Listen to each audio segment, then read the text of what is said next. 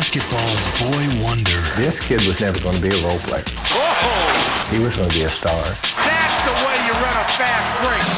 Youngest ever to play in the NBA. What would you do if you're a father and your kid comes up to you and says, I can go to college for 4 years, or I can go make $3 or $4 million this next year? Kobe Bryant gets up off the bench. Here he comes. He's into it. Put the shirt tail in, son. Now a boy in a man's world. Guys go to strip clubs. I don't go to strip club for what? Bryant with three. Here to play basketball, man. A loner who kept his private life secret. He enjoys his privacy, and his privacy vanishes as soon as he steps out of his room. The high school kid from Italy who tried to take on the entire league all by himself. There were times when I just would shake my head. You know, this kid needs to calm his game down. He needs to learn how to use everybody else. I don't think it's a selfishness. I think it's just he just feels like he's invincible out there on the court and he can't be stopped. That got the people up out their seats. He has so much ability that he feels like nobody can stop him and he can do anything. Kobe, put down the show. You got everybody in here going crazy. Finally, they brought in a guy who knew how to win. He took shots with guys hanging on him with teammates wide open. So I had to question his vision. Does he see? Does he know these guys were open? And the boy wonder began to grow up. That's a beautiful 17-foot jumper. A nice shot. Play by Kobe. And I could just see it in his face. Look, I just want to win. I just want to win. He might be the best total player in the game. This is Kobe Bryant. I'm not sure I've ever seen that move before. Beyond the glory. Absolutely outstanding. Unbelievable. I've included the heat that on baseball. Do you have anything to say to your fans?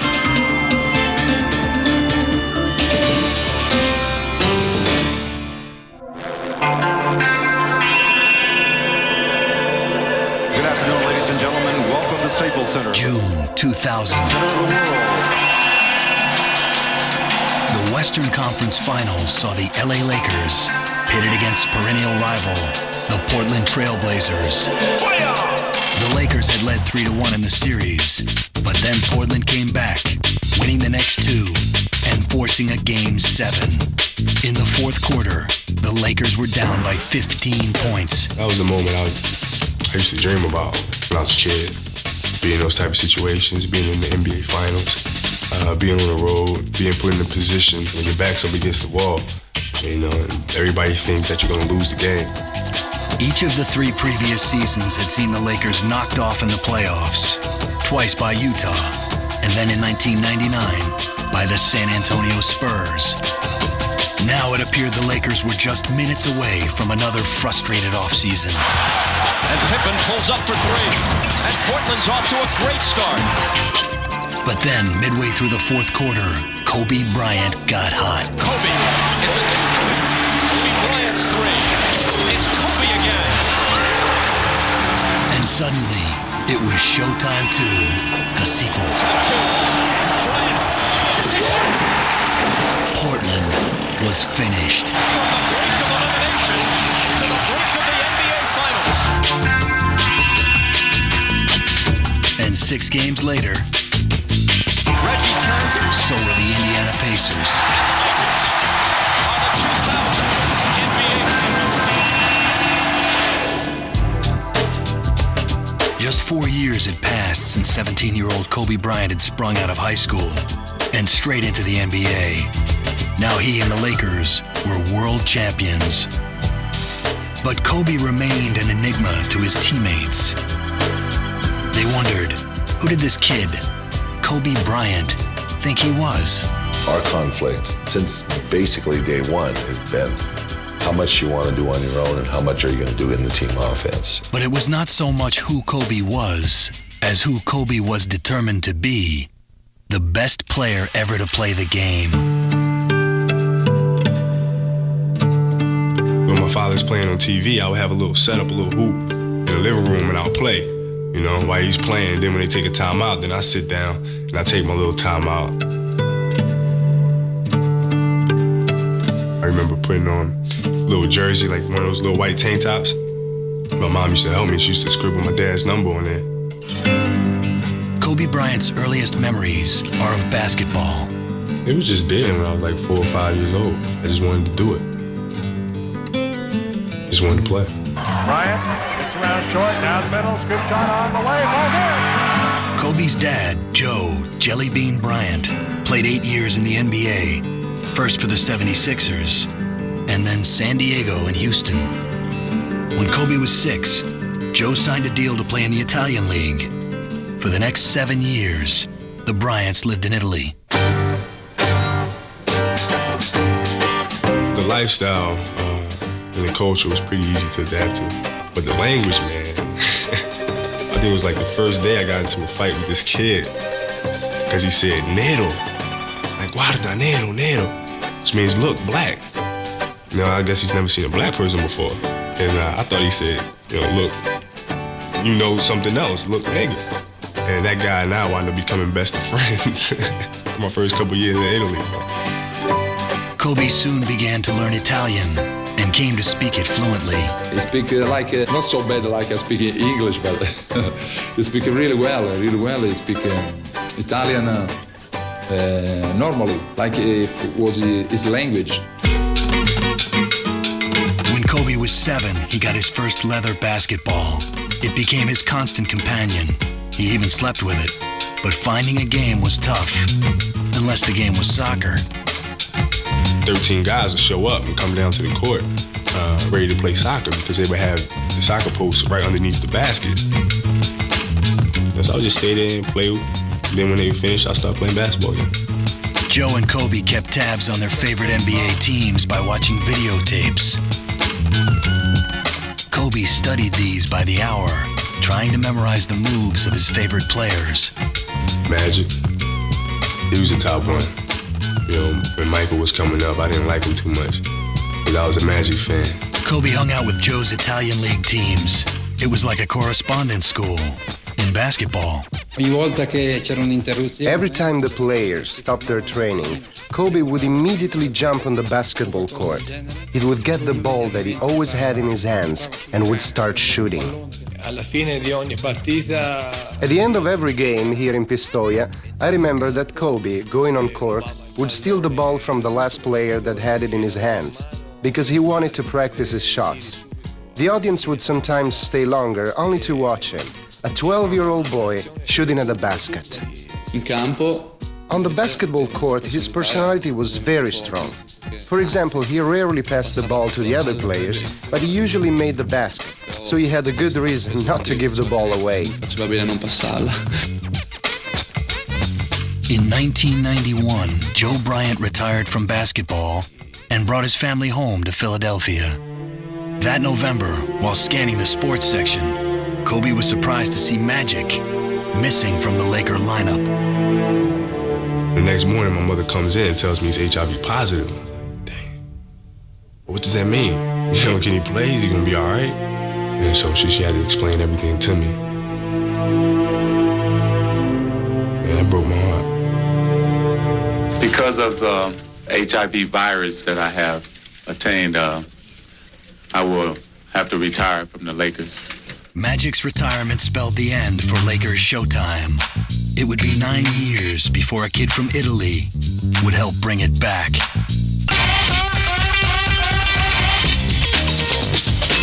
In 1991, Joe Bryant brought his family back from Italy to live in Philadelphia, where he'd once played with the Sixers. His son Kobe had spent the last 7 years of his life as an outsider in a foreign land. Now he found himself a stranger in his hometown. Most of the time I didn't understand what people were talking about because he used to speak slang all the time. Like we'd go home and I say, what does it mean when somebody says, yo, why you sweating me? What the hell is he talking about? What does he mean by that? But when it came to Kobe's basketball talent, nothing was lost in the translation.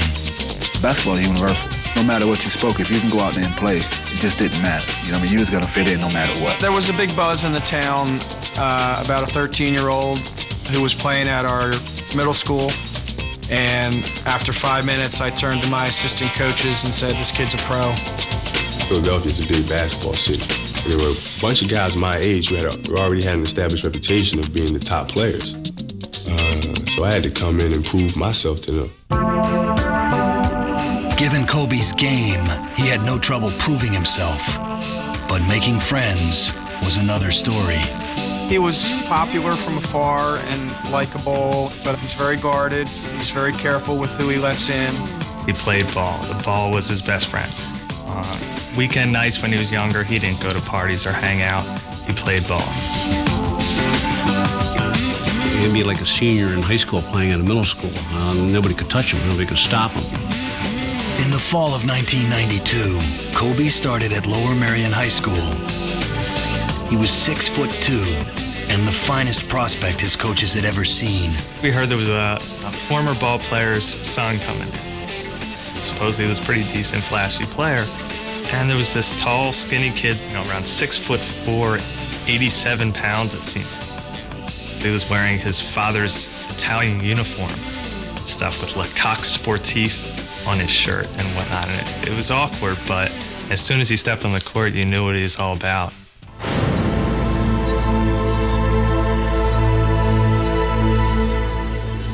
One thing that made it almost easy to coach Kobe, and I think maybe instantaneously gain the respect of his teammates, was his work ethic. He would practice more than anybody else that I ever saw at high school. I come into the facility early in the morning, 5:45 or so, and I'd hear the thumping of the basketball. I went upstairs and there was Kobe doing drills. I would stay late after practice and I would work on a particular aspect of my game. Then we go out into the game, I would see it paying off. And that was the most important thing to me. Because you can spend hours working in the game, but if you don't have the confidence in those skills to execute them during the game, then they mean nothing. Lower Merion High's basketball team had been nothing to shout about for half a century. But now, with a new kid from Italy, the team started to draw. It started off, we were playing in front of maybe 100 people, our parents, maybe a few of our friends and this and that. And as he got older and as we got better, the crowd started to fill up. We went from having 200 or 300 people at a boys basketball game to having 1,500, and it became fever pitch. We won 20 games when he was a sophomore. You would look at Kobe as an opposing coach when he was in 10th grade and say, oh my God, I've got to deal with this for 2 more years. In Kobe's junior year, Lower Merion went to the state tournament but lost in the second round. The loss left Kobe devastated, but determined. One thing I'll never forget Kobe saying was, I'm not allowing this to happen again. So it's almost comical to hear him say this. So we were kind of just like, Kobe, relax, it's not your fault, and all that. But he took it personally and said that he'd win the title the next year. The next year, Kobe kept his promise. Lower Merion went all the way, winning the Pennsylvania State Championship for the first time in 53 years. Kobe was named All-American High School Player of the Year. That spring, Kobe, by now a celebrity himself, escorted the pop singer Brandy to his high school prom. Well, I just bumped into her. I didn't have a date for the prom. So I just asked her to go. One of Kobe's classmates was the daughter of John Lucas, then coach of the Philadelphia 76ers. Lucas had seen Kobe play and invited him to work out with the Sixers during the offseason. The big buzz at the time was that he was just ripping up Jerry Stackhouse in one-on-one. Possibly at that time was the first seed that was planted that maybe college was not going to be a part of his future. I like LaSalle, North Carolina, Duke, Michigan. Those are my top schools right now. I am considering the NBA. Kobe was heavily recruited by all the top basketball schools, but his goal and lifelong dream was to play in the NBA, and he wanted it now. I have decided to skip college and take my talent to the NBA. We're flabbergasted with his decision. How can he say he's going to do this? He came across looking a bit arrogant. He came across looking naive. You're my idol. Remember me when you're in the NBA. But Kobe had his own agenda, and he didn't care what anybody thought. he was getting smeared all over this town, and so was Joe. So it was a difficult time, but Kobe had a dream. What would you do if you're a father and your kid comes up to you and says, I can go to college for 4 years, or I can go make $3 or $4 million this next year? Did you say to him that he has to get a college education at some point in his life? Oh, that's part of the deal. I mean, that's automatic. He had all the attributes where he could have gone to college and would have survived very well in college and done well in the college game, and had plenty of time to come to the NBA and play. But he was anxious to be here where the game was the best. When people knew that I was contemplating going straight to the NBA, the Wolves came out immediately.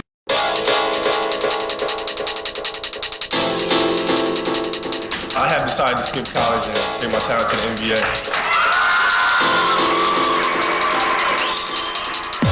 When Kobe Bryant announced in 1996 that he was skipping college and going straight to the NBA, he was bombarded by a hailstorm of controversy. I saw it on the local news, and I just remember thinking, what's with those goofy glasses on his head? Who does this guy think he is? It was pretty wacky to think that here's some kid you went to high school with who's going to the pros. It was all over the place. It was in the newspapers, it was on radio talk shows. Should he do this? Should he do that? Education first, sports this. He's not ready. Parents are messing up. They didn't raise him right. It's crazy things, silly things. Only a few players had made the leap successfully from high school to the NBA, and they were big men. Kobe was 6'5", small by NBA standards. Laker general manager Jerry West had heard about the brash kid from Philadelphia and wanted to see for himself. He invited Kobe to work out with the Lakers a few weeks before the draft. We put him against Michael Cooper, who was one of the really great defensive players we had in the NBA. We played him against Larry Drew, and it was a joke to watch him march over these people.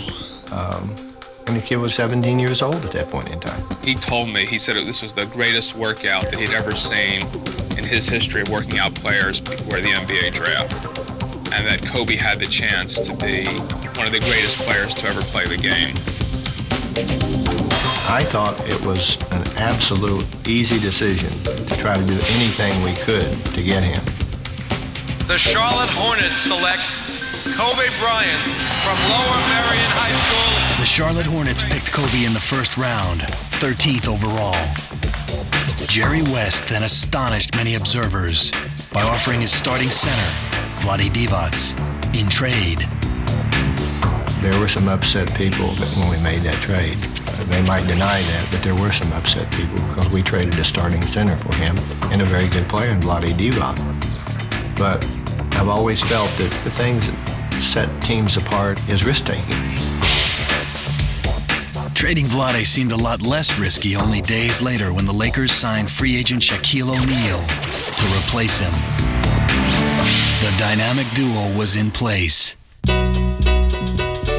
In the summer of 1996, Kobe, along with parents Joe and Pam, moved to LA to begin living out his dream. Kobe was playing in Los Angeles Laker uniform, and it was just amazing that 10 years ago when this kid was 8 or 9 years old, that now he's playing in the NBA against me and I played against his dad.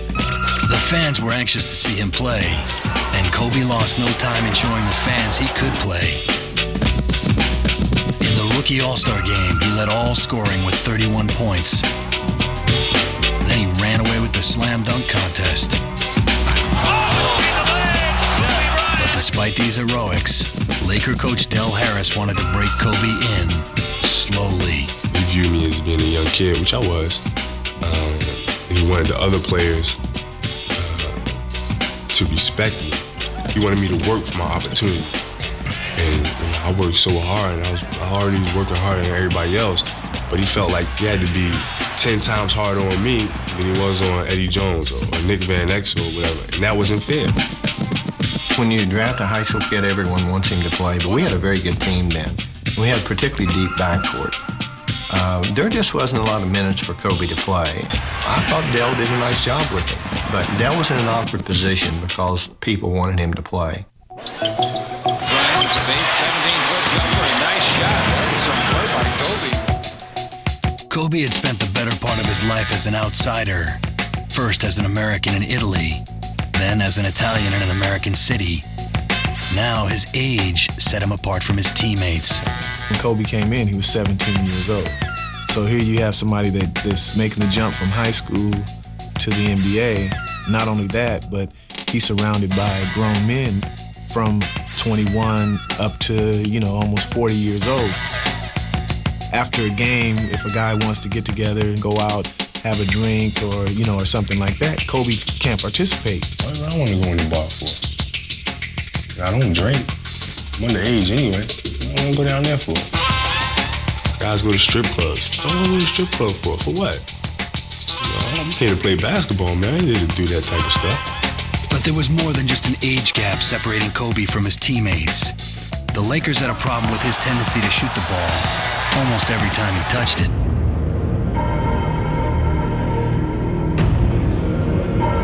There were times when I just would shake my head. This kid needs to calm his game down. He needs to learn how to use everybody else. And once he does that, the sky's the limit. By the time the 1997 playoffs arrived, Laker coach Del Harris was frustrated with his 18-year-old star. Yet in overtime against the Jazz, with the season on the line, he let Kobe have the ball. Kobe to the right corner, jump on over Hardy. That's way short. As players, I think we all questioned, not because it was Kobe, but because it was a young rookie. Even though he had all the ability in the world, you're playing on a team with Shaquille O'Neal, you're playing on a team with Eddie Jones, you're playing on a team with Nick Van Exel. Bryant for the tie. Kobe threw up 3 air balls down the stretch. Utah won by 4. Another air ball. That was a tough position, I think, for Dell to put Kobe in. By the next season, some in the media were calling Kobe the next Michael Jordan. Kobe Bryant is not Michael Jordan. He will never be Michael Jordan. He does some things that look like Michael. He's a completely different player than Michael Jordan. But Kobe had no interest in being the next Jordan. He wanted to make the fans forget number 23. His first opportunity came at the 1998 All-Star Game. Bryant. Kobe. Jordan stuffs it. Here comes Bryant, head of the field. Checks in. Jordan, baseline. You're not shying away at all from Michael. You're going after him, aren't you, Kobe? I'm just having fun. I'm having a good time, man. Michael's a great player, one of the best players of all time. And what better way to learn the game than going at it? Plus the foul for Jordan, who now has Kobe went at him, but that night, Michael was the best. 4 months later, the Lakers were hot going into the 1998 playoffs. And now the steal by Kobe. Foot race with Derek Strong and Bryant. But then the Jazz beat them in 4 straight. 96-92, and the sweep is complete. Many said the Lakers' failures stemmed from disharmony between stars Kobe Bryant and Shaquille O'Neal. More blamed Kobe than Shaq. Everybody knows Shaq's the man. But why it couldn't be 2 great players playing together, I don't understand. There's no need for that. There's no need for guys bickering. You know what I mean? I even told Kobe that. You know what I mean? There's no need for that. You guys need to go out and play and win. As the new season approached, one thing was clear. If the Lakers were ever going to rise to their potential, something or someone was going to have to give or go. At the tender age of 20, Kobe Bryant was living the modern American dream. He had a $71 million contract with the NBA's marquee team in the nation's most glamorous city. He was wildly popular with the fans, especially the young ones.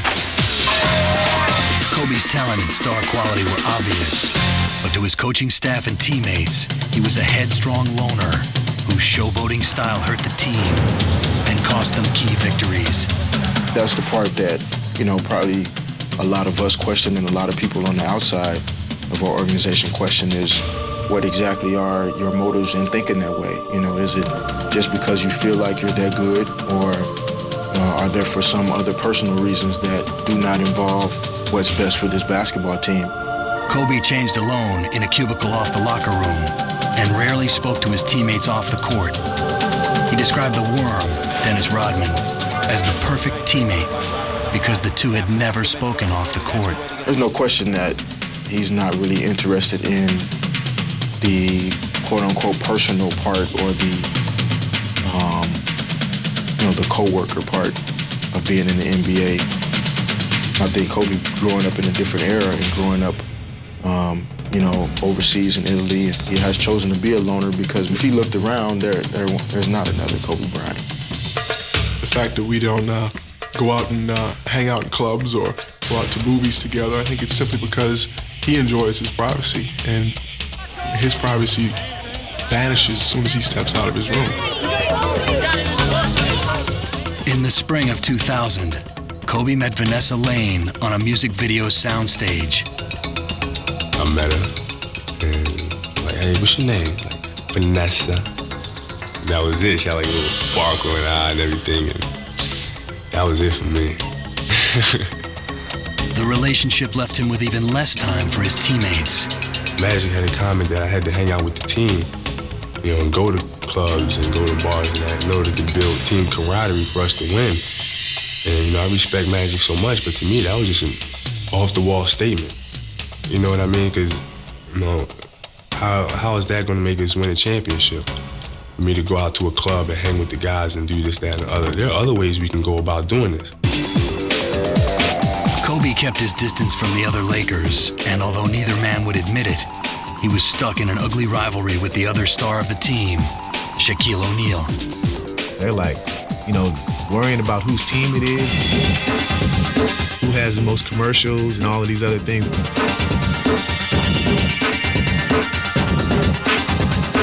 They have their egos, and they both want to be the top dog. They also want to be the main focus of the offense. They also want to be the main focus of all the media attention that's out there. Many on the team blame their misfortunes on Kobe's refusal to meet Shaq halfway. Meanwhile, Shaq was calling Kobe the boy wonder in interviews. He didn't mean it as a compliment. Then, in 1999, tensions rose to the surface when Kobe and Shaq scuffled during a practice game. The relationship between both Kobe and Shaquille is one that would definitely remind you of two brothers, one being the older brother and one being the younger brother. And the big brother's always been able to tell the younger brother what to do, and years go by and all of a sudden the younger brother's a little bigger, a little older, a little stronger. For 3 seasons, the Laker management did everything they could to bring out the best in Kobe Bryant. They traded Eddie Jones and Nick Van Exel, giving Kobe more time on the floor. They replaced Del Harris with Kurt Rambis and gave Kobe the league maximum $71 million contract. Then, in the 1999 playoffs, the Lakers lost again, swept this time by the less talented San Antonio Spurs. Antonio sweeps. Laker owner Jerry Buss, who had always avoided paying big money for coaching talent, bit the bullet and coughed up $30 million to bring Phil Jackson to LA. The former Bulls coach had 6 championship rings and a talent for handling headstrong stars. Phil's a terrific communicator. He's an excellent manager in terms of dealing with players, dealing with a team. But before Phil had a chance to work out a truce, Kobe and Shaq made their own attempt at reconciliation. The occasion was Kobe's 21st birthday at an LA restaurant. Shaq surprised everyone by showing up.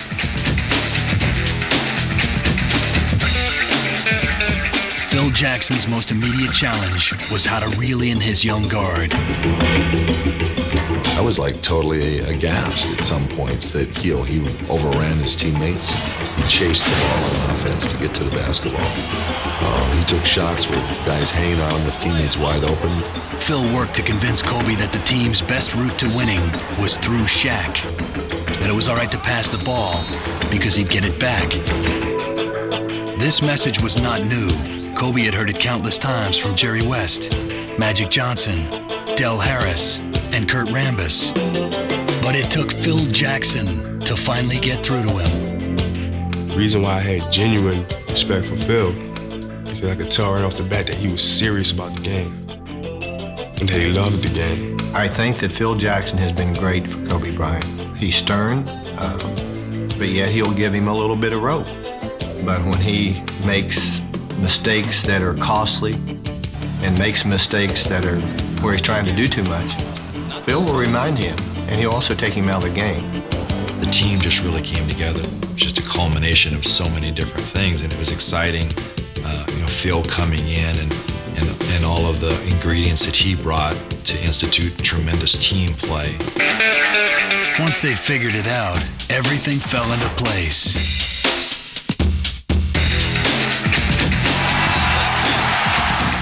The Lakers finished off Portland and then beat the Pacers in the finals. They were world champs at last. Then once we finally win it, the taste is really, really sweeter after you've gone through some type of adversity. Just wants to win. That's his attitude. He just wants to win the game. Win games, that's it. Both Kobe and Shaq had come to realize that the whole of their combined talents was greater than the sum of the parts. I think we just wanted room to operate. I think if you look in the past, like you look at Kareem, you look at Magic, he just passed the ball. Kareem shot it. The Magic loved to do that. On this team, Shaq and I, we're both, quote-unquote killers. We like to go for your throat. And it's just a matter of us finding out how we can do that and do it together. Kobe Bryant was on his way to achieving his ultimate goal, being the best ever. But now even he knew he couldn't do it alone. In April of 2001, just before the first round of the playoffs, Kobe Bryant married his 18-year-old sweetheart, Vanessa Lane, in a private ceremony. It's hard because, miss her so much. Like when I travel and go on the road, and she misses me so much. But when I come home, you're just so happy to see the person. And she knows that this is my job, and this is what I have to do, and she knows how dedicated I am to this game. So our relationship is great. When the next season began, many of the old conflicts returned. Shaq complained that Kobe was hogging the ball again, and Shaq was throwing bricks from the free throw line. Peter Vesey. He missed them both. But when the playoffs arrived, the Lakers got down to business and played like a team. The best team in the league.